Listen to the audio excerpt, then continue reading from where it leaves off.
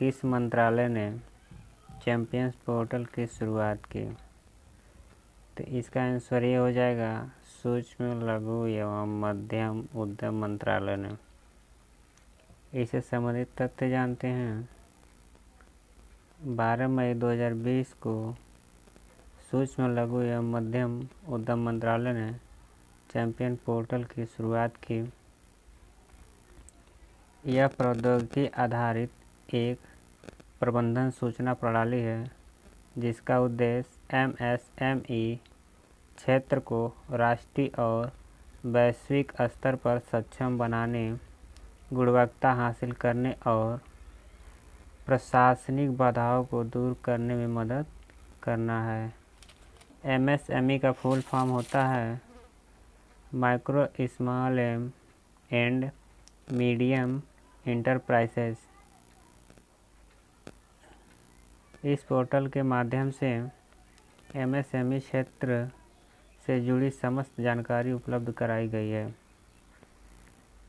अगला प्रश्न, 12 मई 2020 को केंद्र सरकार ने किसे केंद्रीय माध्यमिक शिक्षा बोर्ड का नया अध्यक्ष नियुक्त किया है?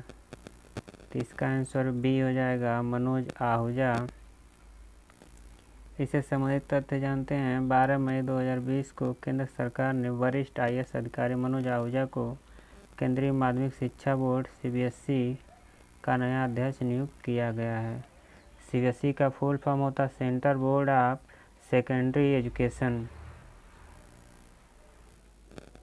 वर्तमान में वह लाल बहादुर शास्त्री राष्ट्रीय प्रशासन अकादमी मसूरी में विशेष निदेशक के पद पर कार्यरत हैं। वह वर्ष 1990 बैच के उड़ीसा कैडर के IAS अधिकारी हैं। इस पद पर वह अनीता करवाल का स्थान लेंगे। अगला प्रश्न देखते हैं। मई 2020 में किस भारतीय पत्रकार को मीडिया में मानव अधिकारों और अभिव्यक्ति की स्वतंत्रता के लिए उत्कृष्ट प्रतिबद्धता दिखाने के लिए ड्यूश वेले फ्रीडम ऑफ स्पीच अवार्ड 2020 के लिए चुना गया? तो इसका आंसर हो जाएगा डी, सिद्धार्थ वरदराजन को। इससे संबंधित तथ्य जानते हैं। मई 2020 में भारतीय पत्रकार एवं द वायर के संस्थापक सिद्धार्थ वरदराजन को मीडिया में मानव अधिकारों और अभिव्यक्ति की स्वतंत्रता के लिए उत्कृष्ट प्रतिबद्धता दिखाने के लिए ड्यूश वेले फ्रीडम ऑफ स्पीच अवार्ड 2020 के लिए चुना गया। इस पुरस्कार हेतु विश्व भर में 14 देशों के 17 पत्रकारों को चुना गया है। इस वर्ष यह पुरस्कार उन पत्रकारों को प्रदान किया गया है जिन्हें कोविड महामारी पर अपनी रिपोर्टिंग के कारण कठिनाइयों का सामना करना पड़ा हो या उन्हें गिरफ्तार किया गया हो अथवा धमकी दी गई हो। ज्ञातव्य है कि वर्ष 2015 से German public news outlet Deutsche Welle द्वारा, तो कौन पब्लिक प्रसारित करती है? German public news outlet Deutsche. यह हर वर्ष ऐसे व्यक्तियों को दिया जाता है जिन्हें मीडिया में मानव अधिकारों और अभिव्यक्ति की स्वतंत्रता के लिए उत्कृष्ट प्रतिबद्धता के साथ नई पहल की हो। अगला प्रश्न देखते हैं। 12 मई 2020 को चीन ने अंतरिक्ष आधारित इंटरनेट ऑफ थिंग्स संचार प्रौद्योगिकी की जांच हेतु 2 उपग्रहों सिंगयुन 201, सिंगयुन 202 को किस रॉकेट के माध्यम से सफल प्रक्षेपण किया? तो इसका आंसर हो जाएगा सी, QAE झोऊ 1A। संबंधित तथ्य जानते हैं। 12 मई 2020 को चीन ने अंतरिक्ष आधारित इंटरनेट ऑफ थिंग्स संचार प्रौद्योगिकी की जांच हेतु 2 उपग्रहों को सफल प्रक्षेपण किया। ये 2 उपग्रह शिंगयुन 201 और शिंगयुन 202 हैं। इन दोनों उपग्रहों को पश्चिमोत्तर चीन के जिनक्युआन उपग्रह प्रक्षेपण केंद्र से QAezhou-1A रॉकेट के माध्यम से प्रक्षेपित किया गया। ये दोनों उपग्रह निर्दिष्ट में स्थापित हो गए हैं। अगला प्रश्न, 11 मई 2020 को भारतीय महिला पैरा एथलीट दीपा मलिक ने सक्रिय खेलों से संन्यास लेने की सार्वजनिक घोषणा की। दीपा मलिक को किस वर्ष राजीव गांधी खेल रत्न सम्मान से सम्मानित किया गया था? तो इसका आंसर हो जाएगा डी, 2019 में। संबंधित तथ्य जानते हैं। 11 मई 2020 को भारतीय महिला पैरा एथलीट दीपा मलिक ने सक्रिय खेलों से संन्यास लेने की सार्वजनिक घोषणा की। उन्होंने संन्यास लेने का निर्णय भारतीय पैरालंपिक समिति का अध्यक्ष बनने से पूर्व किया था।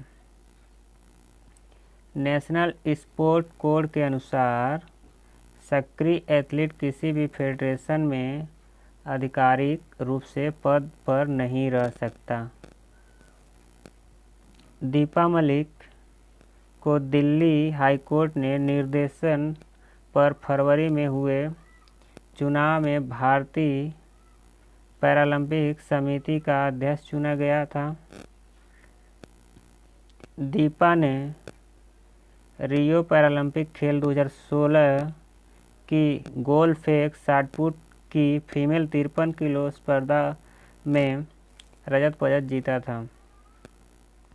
यह पैरालंपिक खेलों में पदक जीतने वाली पहली भारतीय महिला हैं। वर्ष 2019 में दीपा को देश के सर्वश्रेष्ठ खेल सम्मान राजीव गांधी खेल रत्न से सम्मानित किया गया था। वर्ष 2017 में उन्हें पद्मश्री और वर्ष 2012 में अर्जुन अवार्ड से भी सम्मानित किया गया था। टेनिस खिलाड़ी, अगला प्रश्न है, टेनिस खिलाड़ी फेड कप हार्ट अवार्ड 2020 जीतने वाली पहली भारतीय खिलाड़ी बनी। तो वह बनी हैं बी, इसका आंसर हो जाएगा सानिया मिर्जा। इनसे संबंधित तथ्य जानते हैं। 11 मई 2020 को भारत की स्टार टेनिस खिलाड़ी Sania Mirza Fed Cup heart award 2020 जीतने वाली भारत की पहली खिलाड़ी बनी। सानिया ने पुरस्कार के रूप में प्राप्त $2000 लगभग 1.5 लाख रुपए की राशि तेलंगाना मुख्यमंत्री राहत कोष में दान कर दी है।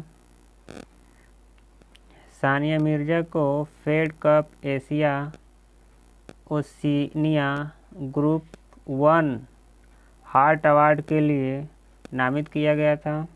इस अवार्ड के लिए नामित होने वाली वह पहली महिला खिलाड़ी हैं।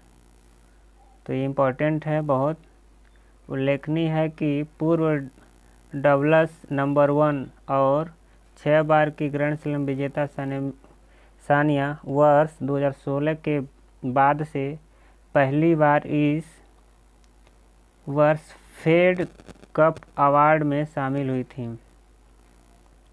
उन्होंने अंकित रैना के साथ मिलकर भारत को पहली बार फेड कप के प्लेऑफ में पहुंचाया था।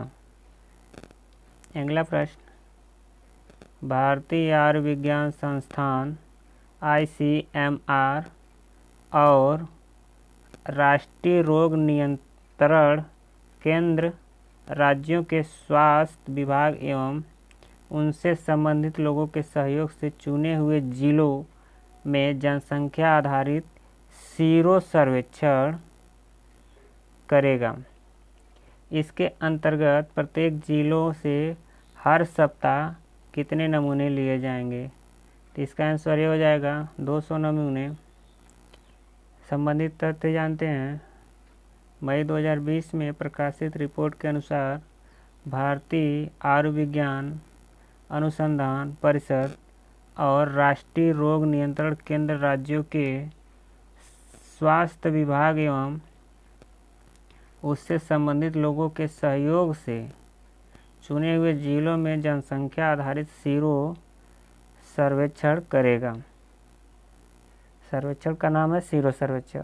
इसका उद्देश्य जिला स्तर पर कोविड-19 संक्रमण के प्रसार की निगरानी करना है। इसके अंतर्गत प्रत्येक जिले से हर सप्ताह 200 नमूने और हर महीने 800 नमूने लिए जाएंगे। प्रत्येक जिले से 6 सार्वजनिक, 4 निजी अस्पताल सहित 10 अस्पतालों का चयन किया जाएगा। इसके अंतर्गत गर्भवती महिलाओं, ओपीडी के मरीजों, स्वास्थ्य देखभाल कर्मियों को कवर किया जाएगा। अगला प्रश्न देखते हैं, अंतर्राष्ट्रीय नर्स दिवस कब मनाया जाता है? तो इसका आंसर हो जाएगा सी 12 मई को।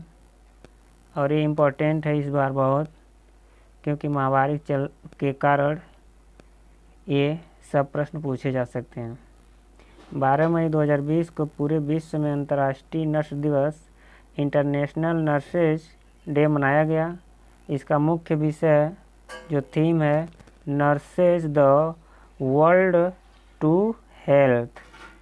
ये इम्पोर्टेंट है, इसको याद कर लीजिएगा। यह दिवस स्वास्थ्य सेवाओं में नर्सों के योगदान को सम्मानित करने तथा उनसे संबंधित विभिन्न मुद्दों पर चर्चा के लिए मनाया जाता है। फ्लोरेंस नाइटिंगेल को लेडी विद द लैम्प के नाम से भी जाना जाता है। क्रीमिया युद्ध के दौरान वह नर्सों के प्रबंधन और प्रशिक्षण के रूप में प्रसिद्ध हुई थी। अगला प्रश्न,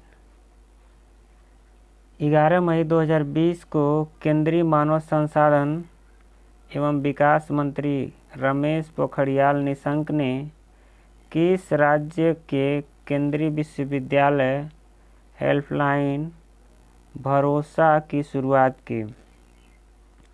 इसका आंसर डी हो जाएगा उड़ीसा। संबंधित तथ्य जानते हैं। 11 मई 2020 को केंद्रीय मानव संसाधन विकास मंत्री रमेश पोखरियाल निशंक ने ओडिशा के केंद्रीय विश्वविद्यालय की हेल्पलाइन भरोसा की शुरुआत की। इससे कोविड-19 संक्रमण के दौरान कठिन परिस्थितियों से तनावग्रस्त छात्रों को उबरने में सहायता मिलेगी।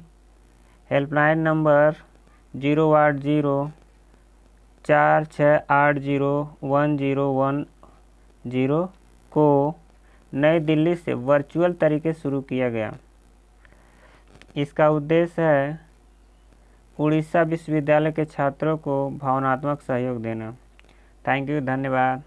PDF इसका टेलीग्राम चैनल पर उपलब्ध है। डिस्क्रिप्शन बॉक्स में उसका लिंक है।